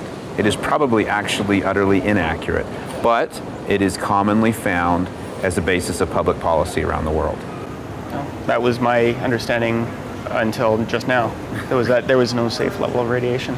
Two great books on this, Terrestrial Energy by Bill Tucker and The Power to Save the World by Gwyneth Cravens, go into this topic extensively. Until this notion of low exposure levels of radiation is addressed and put to bed, it will forever dog the nuclear industry. A sunburn is radiation damage. That's radiation burn. We don't call it that, but that's what it is. Your body is responding, trying to prevent further radiation damage, ionizing radiation to your skin and your cells, and it's generating melanin, which is a natural shielding mechanism. You don't want to let anybody get too much radiation dose at any one time, and the radioactivity that we get from nuclear reactors is extremely small in comparison to the radioactivity we're getting from other sources. Biggest one being radon. You know, there's a radioactive gas that's coming out of the ground all the time, and you're breathing it right now. It is responsible by far for the majority of the radioactivity that your body receives. You know, it's just the planet we live on. Inside the Earth, thorium and uranium are decaying, and they're decaying very slowly, but there's a lot of them, and the Earth is big. They produce most of the heat that drives the internal processes of the Earth. They produce the heat that drives plate tectonics. They produce the heat that drives the generation of the magnetic field. If we didn't have the energy from thorium, we wouldn't have carbon recycling in the crust. Bigger deal, the magnetic field, because the magnetic field is deflecting the solar wind. If you don't have a magnetic field deflecting the solar wind, over billions of years your planet ends up like Mars, because the solar wind will strip off a planet's atmosphere without the protecting nature of the magnetic field. So if we didn't have the energy from thorium inside the Earth, we would be on a dead planet. Fun thing I tell people, I say, what's green energy? And they go, geothermal's green energy. Do you know where geothermal comes from? No. It comes from decay of thorium inside the Earth. Is geothermal renewable? Yes. Okay, then thorium's renewable. No, it's not. You're using it up. Well, you're using up thorium as it decays inside the Earth, too. So any argument for geothermal, if it is rigorously pursued, is an argument for the renewability of thorium as an energy resource. And I love to have that debate. They usually change the rules on me as I get into it. But good one to play on your friends if they start giving you a hard time for coming to protospace and talking about thorium. You can say, dude, it's green energy. What? If you're concerned with the environment, then you want to be aware of what the power density of any source is. Anybody who's trying to sell you biofuels or this kind of thing, what do you do about the thermodynamic inefficiency of combustion engines? Fuels that you burn is down in here. Whenever we burn something, we're using a very inefficient process. Thermodynamics typically gives us about 30% of the energy when we burn fuel. So every time you put $1 worth of gas in your car, kiss 60 cents goodbye, because it's going to go out the exhaust pipe as heat. And we waste 10% of what's generated in transmission lines. So whenever they talk about these remote solar farms or remote wind farms or anything, you have a debt of 10% that you're paying from now on forever. You're never going to get that energy back. 5 megawatt top of the line Siemens windmill takes 10 acres. Now 5 megawatts per 10 acres, that's half a megawatt per acre. If you move up to fission, you've got hundreds of thousands more watts per square foot, per acre, per pound, whatever. And if you move up to fusion, you get another 10,000 times that. Fusion we don't have to wait for because fission is good enough for us, particularly with the thorium cycle. A nuclear article will be written. Author of the article will go to me or Rod Adams or John Wheeler or somebody who's kind of known as a public advocate for nuclear. And then to go find the other side, Ed Lyman or Jim Riccio of Greenpeace or one of those other guys. Now contrast this with an article around solar or wind, and because I look for this all the time. I'm always trying to see, is there another side in those articles? There's never another side. Such and such a company has announced they're going to put 50 megawatts of windmills in this site. You know, world rejoices. And they've chewed up half the mountain to put the windmills up there. They get more subsidies per megawatt hour than any other form of energy by 1 or 2 orders of magnitude. I mean, it is huge. We're offering to buy back solar energy from people who produce it at 35 to 50 cents a kilowatt hour. I mean, that's obscene. Why on earth, if you're making energy at your home, you should sell it back to the grid at whatever the grid is buying at that time? The grid should not have to buy energy from you at some massively increased price. But they're subsidizing technology until it gets more efficient. When all of those tariffs are reduced, the things that we're supposed to encourage and jumpstart an industry, the industry collapses. Solar industry in Germany and in Spain is an utter collapse because of the projected removal of feed-in tariffs, because these are simply not economical sources of energy. The subsidy may be well-intentioned to try to get the industry to get going on its own, but that's usually not the way things work. Every energy source is subsidized, right? If oil is subsidized because we're sending people off to war. Mm-hmm. You know, the level of the subsidies are substantially lower for established industries than they are for things like solar and wind. George Monbiot, who writes in The Guardian, he has recently come out very strongly in support of nuclear power because of what happened to Fukushima Daiichi, how it survived the earthquake, and the overall effect has been nothing compared to the death and the loss of life from the tsunami. Well, he mentioned in an article he wrote yesterday that he talked to Caroline Lucas, the head of the Green Party in the UK, and he asked her why she would support subsidies on solar and wind. She goes, I oppose subsidies for nuclear, but I support them solar and wind because nuclear is an established industry and solar and wind are still developing industries and they need public support in order to flourish. And so George, being a very smart guy, said, well, will you support research into thorium reactors, which could provide a much safer and cheaper means of producing nuclear power? No, because thorium reactors are not a proven technology. On the individual level, we are seeing a lot of people change their minds. But at the organizational level, we're not seeing any change. You know, the people who run the environmentalist organizations. And that's unfortunate.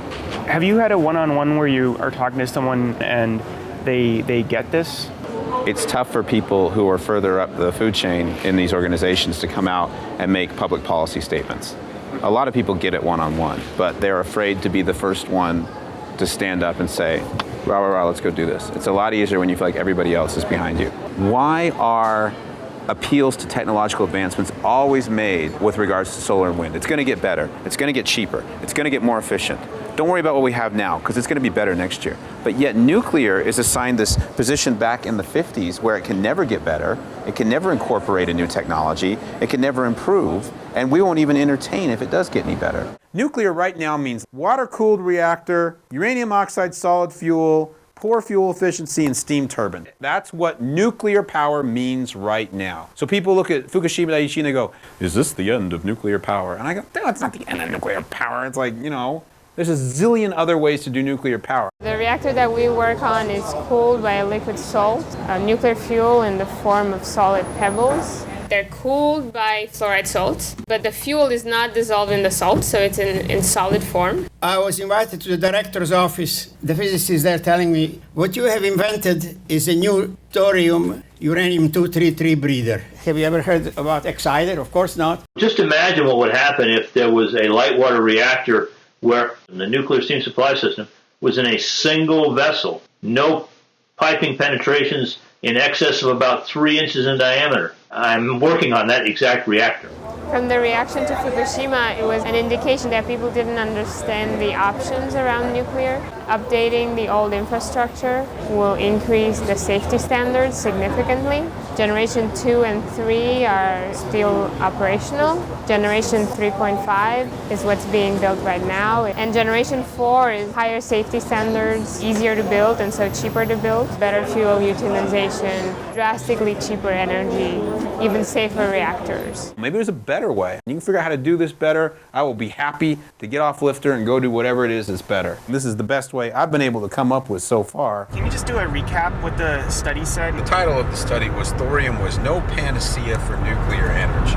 They were trying to point out deficiencies of thorium. I didn't think they were applying a very fair logic to it, because they would say thorium in a solid fueled reactor would do blah blah blah blah blah, and see, that's not very good, so thorium's dumb. Well, no, thorium's dumb in a solid fueled reactor, not thorium's dumb. If you're going to go out there and try to put something out to the public saying, I'm going to authoritatively refute the use of thorium as an energy source, well, then it behooves you to do your homework. If it's as safe as it sounds, what's preventing the North American governments from actually creating reactor? What's the scary thing about it? Ah, you're thinking like me 10 years ago. You're looking for a reason why not. I don't think there is a reason why not. There may be a reason why they may not be excited to do it, but there's no reason why they can't do it. If I'm a company that's building CANDUs or light water reactors or anything, what competitive advantage do I have by pursuing this other direction? Probably don't have any. If there's such a thing as nuclear hacking, it's what this whole thing is about. Because we're not talking about nuclear technology the way it's done now. We're talking about a completely different approach to nuclear energy. So maybe we'll look back in the future and it's meetings and gatherings like this and go, man, that was where it got started. It didn't get started at Westinghouse or Atomic Energy of Canada or GE. There's a ton we can do in this reactor that wouldn't even involve the radioactive materials. All the stuff with the power conversion system, all the chemistry, that could all be done non-nuclear. I don't have a lot of faith that the current nuclear industry is going to take it on. And to be honest, what exactly do we want from them? I mean, all of their technology is based around technology that isn't what's going to go into this machine. We want the fact that they have the ear of governments and very large banks, right? Okay, I mean, how many? We're not exactly building lots of nuclear reactors right now. I mean, all their money now is coming off fuel supply contracts. That's how GE and Westinghouse make money on nuclear power today. They don't build reactors, they sell fuel. Now, 30 years ago, they were building reactors, but, you know, that's not really going on right now. So their business model is overwhelmingly dominated by fuel fabrication. Come on and say, hey, guess what? I got a reactor. It's got no fuel fabrication to it. You've just upended their business model. In the United States, we're building 2 reactors right now. We're going to shut down more reactors than that in a few years. We're not getting ahead of anything. We'll be lucky to hold the line.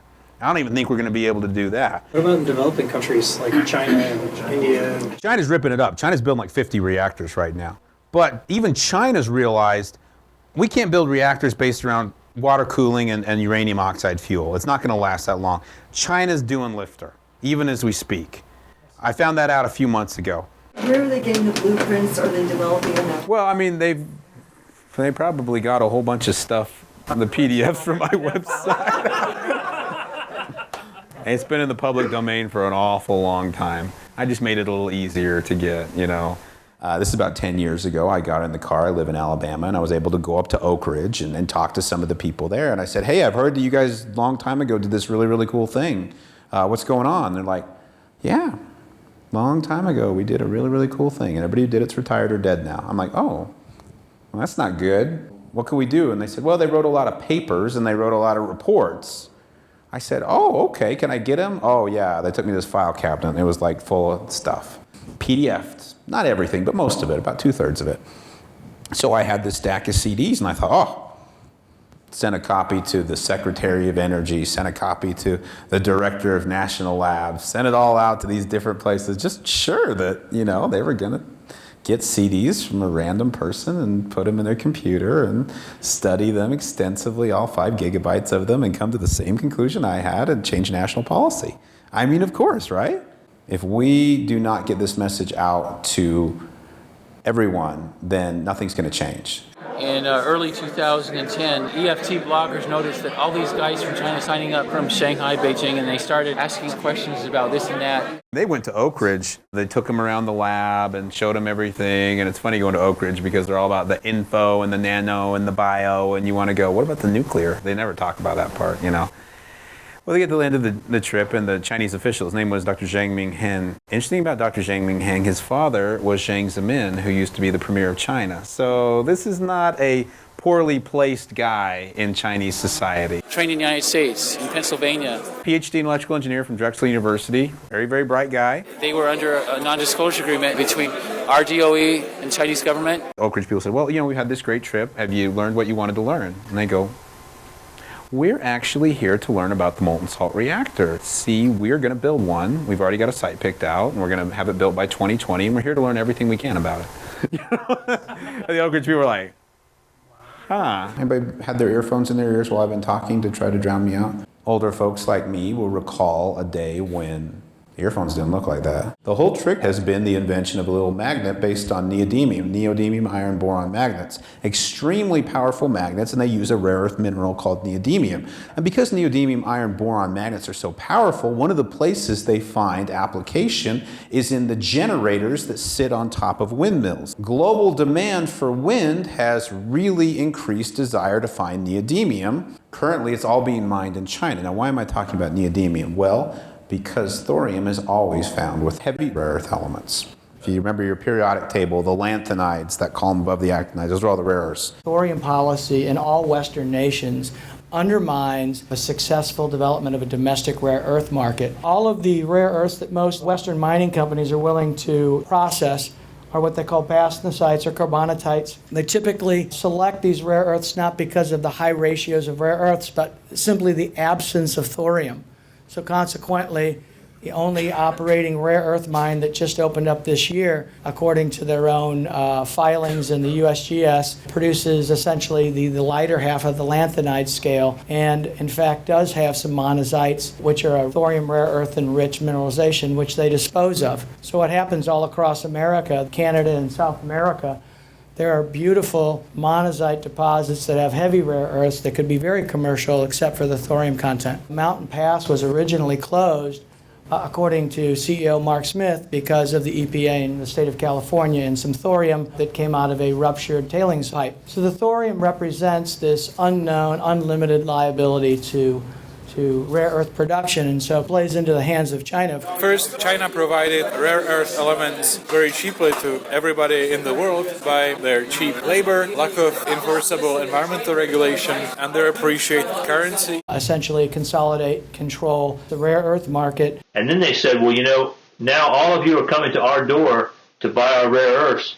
We don't want to sell the raw material anymore. Our manufacturers can buy it cheaper. They imposed a huge export tax on rare earth elements, and so one had a choice to accept a huge tax and increase in the price of the product, or to relocate factory into mainland China and buy rare earth elements on a local market without tax. It's a strategy, and it's working pretty well. Manufacturers which use rare earth elements in their products located their manufacturing base inside China. The jobs in manufacturing transferred from the United States and Western Europe into the Chinese mainland. They've moved all the way up the value chain and are actually able to leverage their position into capturing other countries' IP. If Toyota really wants to build a million battery packs, in the end, if they don't find a solution to the heavy rare earth problem, they'll be building them inside China. So what we need to be able to do is let another entity take that thorium, develop uses and markets, including energy. So let's say, for example, you had a single rare earth refinery creating about 20,000 tons of heavy rare earths a year. On current consumption, that's about 130% of domestic consumption for rare earths. It automatically undermines China's advantage. Now there's 2 places on the planet Earth where you have a guaranteed supply of heavy rare earths.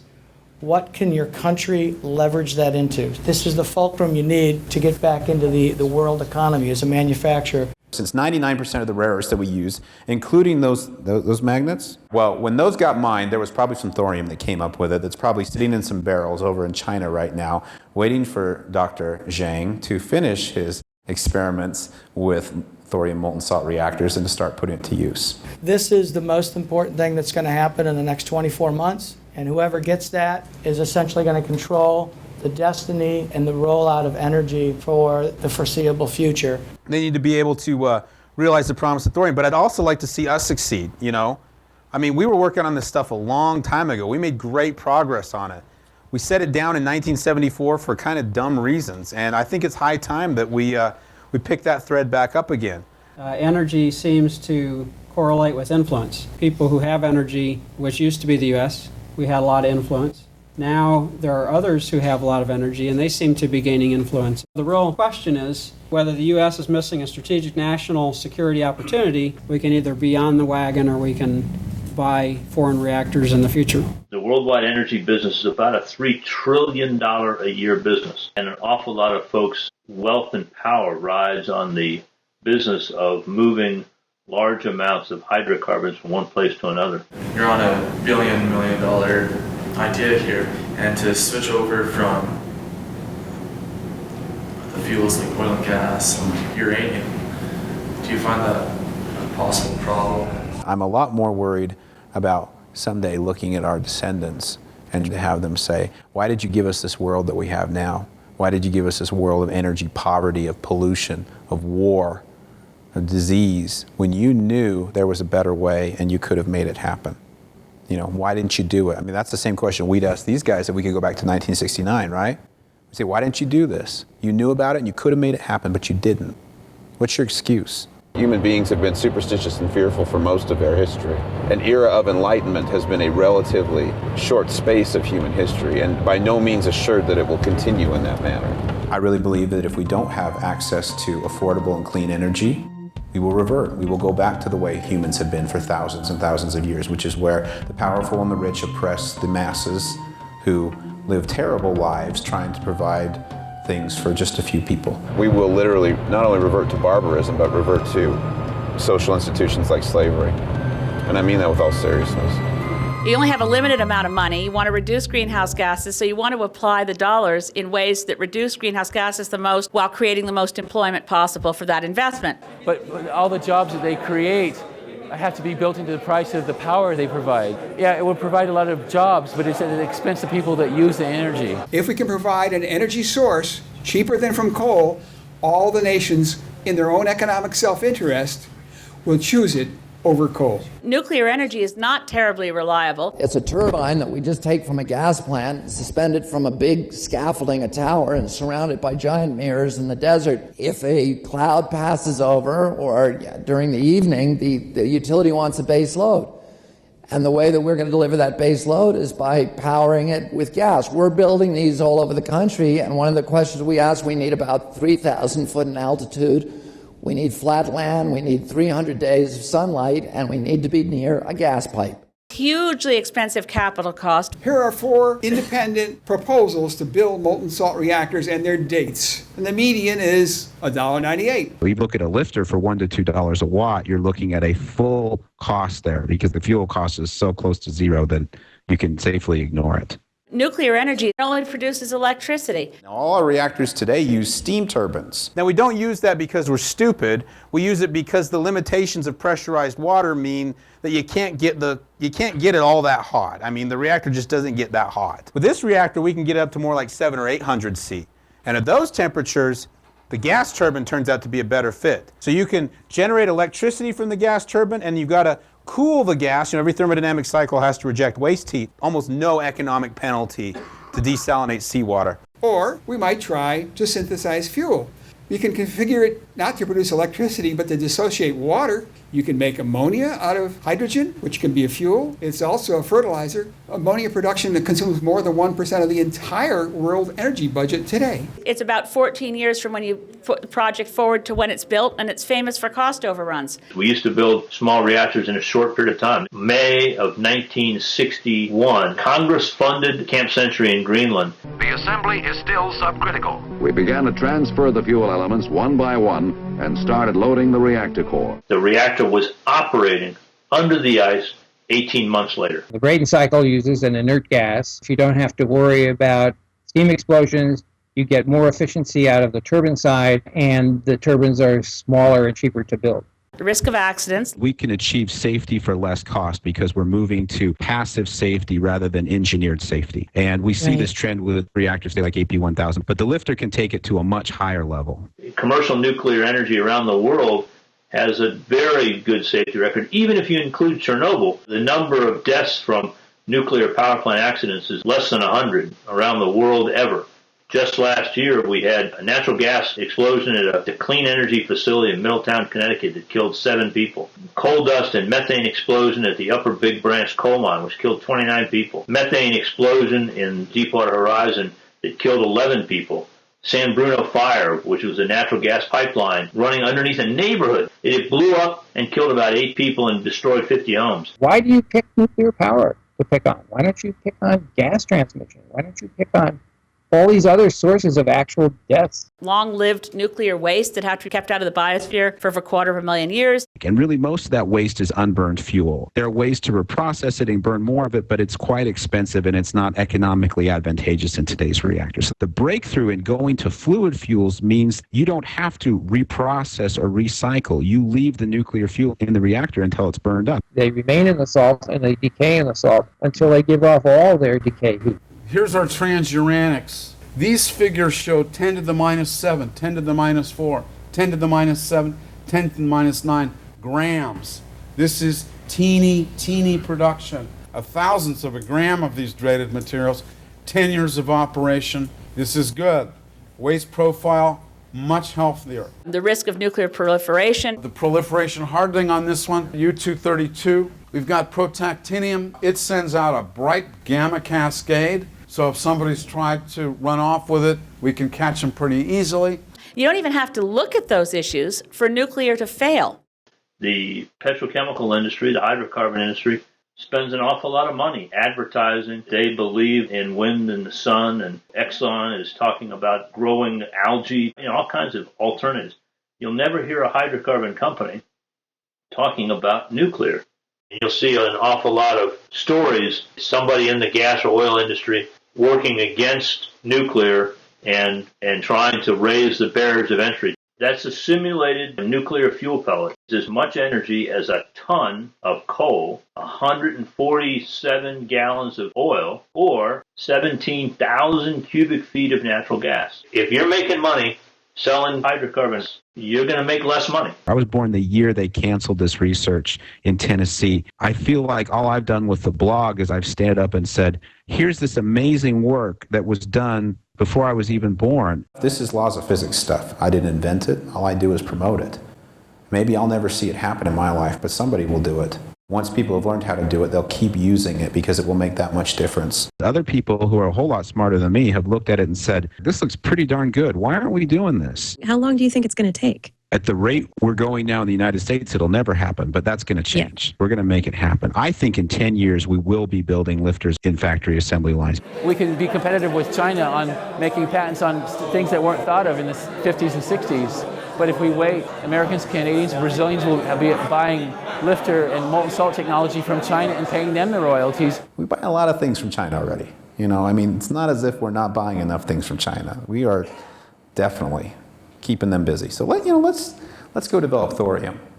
And that's really what I'd like to do. You know, if everyone in the world has a lifestyle like you and I can enjoy in Canada and US today, you know, we can have world peace and we can specialize in what areas that we're good at and trade with one another and not fight over limited resources.